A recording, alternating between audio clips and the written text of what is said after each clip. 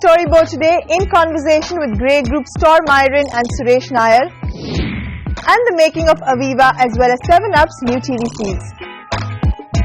Hello and welcome to Storyboard. I'm Pavni Mittal. We're going to begin the show with a chat with Grey Group's Chief Creative Officer Tor Myhren and Global Strategic Planning Director Suresh Nair. They were in the country this week and we caught up with them to understand what famously effective advertising entails, how marketers' demands have changed over the last few years, and the challenge of creating brand loyalty. Listen in.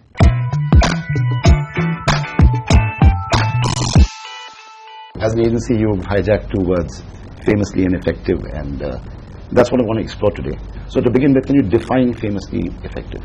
Sure. I mean, the way we think about famously effective is not necessarily as two separate concepts of being famous and being effective, because in modern world of marketing, people's lives, fame means, is the brand known for something? Are people talking about it? Is it being on top of mind for people's, in their consciousness? And if it's not, is it being passed around as a thought and idea? Then they're more likely to buy that product when that brand when they get to the store. So fame actually leads to effectiveness in the market. We used to think about these two words as two separate things. So we got to build fame and we got to build effectiveness. What we're finding in practice is that they kind of go hand in hand. In fact, fame is almost a mandatory to build effectiveness. Right. So suppose you create the same communication for a brand which was less famous. Suppose it is a new brand. Then what will happen? Would the work have worked as well? Yeah, I mean, we really believe that any brand out there in the world, can benefit from marketing that is famously effective. I mean, so if you're a new brand and no one has ever heard of you, it's actually even harder to get on the radar, into people's minds and into their hearts. And so to have a campaign or a piece of marketing out there that is, again, famous, or meaning being passed around, being talked about, being a part of the cultural conversation, that will absolutely help the results and the success and the effectiveness of that brand. Right. This morning, the talk I attended, you spoke about metrics, or not quite metrics. You said, you talk about buzz, online buzz, offline buzz.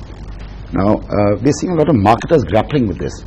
They get excited by buzz, and they get excited to the extent they look at their YouTube likes by the hour.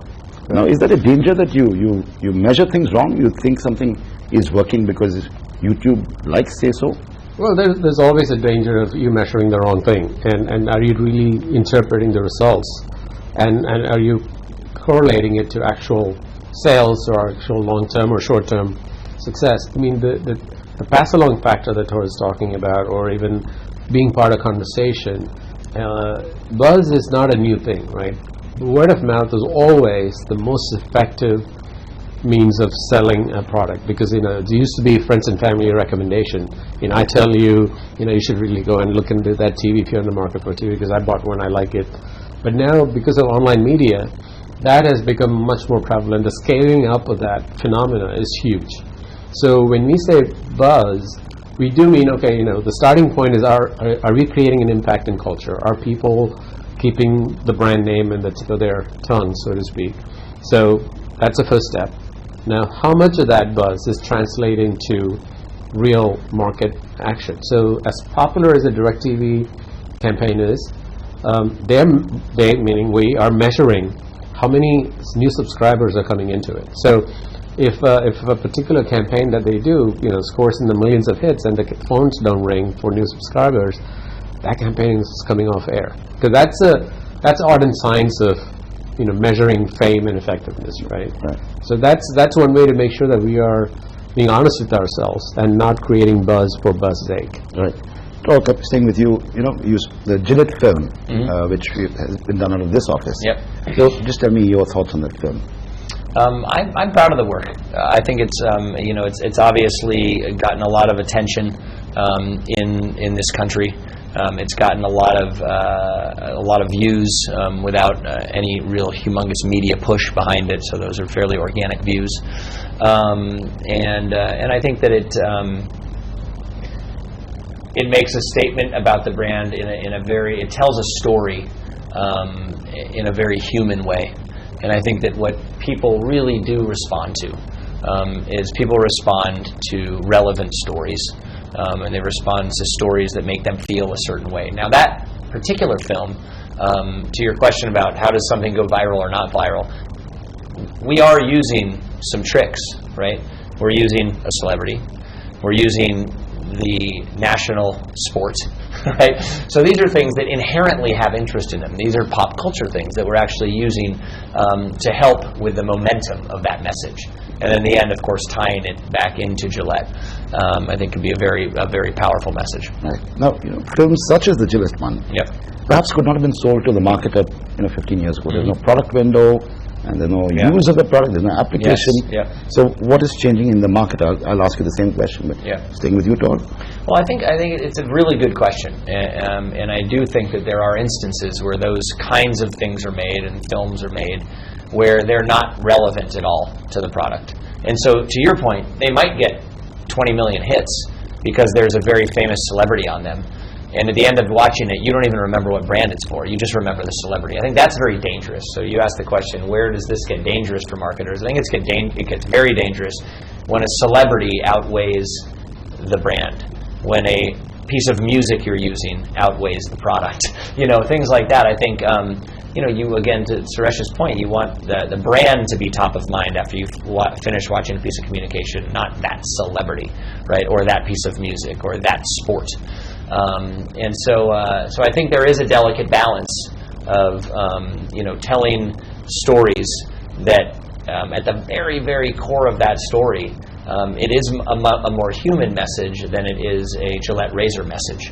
But because you respond so well to that story, and then the brand is very elegantly introduced at the end of the story, it is something that we believe is making that connection and working. Right. Suresh, tell me, do clients push back when you say this is what the film is, or when they say, hey, can you give me something of my brand earlier in the film, and so on? Actually, what's interesting is, big clients like Procter & Gamble, who owns Gillette, and GSK, what they are starting to actually ask us is, give us something that fits with the brand purpose, right? So they are all asking the big question about how does their brand fit into the real lives of people before they even become consumers of a category, right? Believe it or not, that ask is coming from clients, right? Which requires a whole other way to approach how we go to market. So the film, that is as Tor said, the moment in time, the World Cup, and it's a 25 years of Indian cricket history captured in 3 or 4 minutes. That's pretty powerful, right? As having grown up in India, I remember walking around with the radio on my ear, and I was essentially someone was explaining cricket to me. I never saw cricket come to life in front of me until much later. So that touches nerves all over the place. But Suresh, I'm sorry, but I think there's another really important piece to that film that is very, very much a strong Gillette equity, which is father-son, right? And I think that is an equity that Gillette has had, because shaving is one of the very few things that every single man, right, passes down, that has a son, passes down to their son, and they teach them how to do that. I think that the brand purpose discussion is very much alive, right? Again, I can't speak for India. I don't know if it has seeped into the conversations here, but it is happening clearly at a global level. Our CMOs are writing books on brand purpose, right? And what that means is, we used to talk always about, USPs, brand differentiators, and how can we claim more superiority over others. Now we're talking brand relevance. Why is this relevant to people? Because once you get to the store, I don't really know if Gillette blades are sharper than Schick's blades, or no one is reading the fine print, but you want to buy the brand that you feel more connected to.